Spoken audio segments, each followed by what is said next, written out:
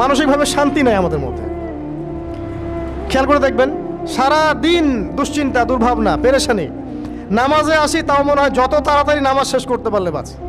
5 minute 4 রাকাত নামাজ, আর ইমাম যদি ভুলে 10 মিনিট পড়ায় তো চাকরি নট।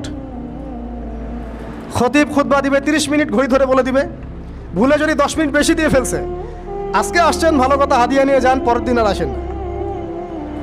অস্থির। অস্থিরতার কারণ দুনিয়ামুখিতা, আল্লাহ থেকে দূরে থাকা। অস্থিরতার কারণ কোরআন থেকে দূরে থাকা। অস্থিরতার কারণ নিয়মিত সুন্নাহর উপর আমল না করা, ডেইলি জিকির আজগারগুলো না করা, ডেইলি কোরআন তেলাওয়াত না করা, হাদিস অনুবাদ সহ না পড়া, দিনের জ্ঞান চর্চা না করা, দিনী হালাকাগুলোর মধ্যে না বসা। অস্থিরতার অনেক কারণ, টাকা পয়সার পিছনে ছোটা, বাড়ি গাড়ি স্ট্যাটাসের পিছনে ছোটা, এবং এই লোভ, এই লালসা আপনাকে স্থির থাকতে দিবে না।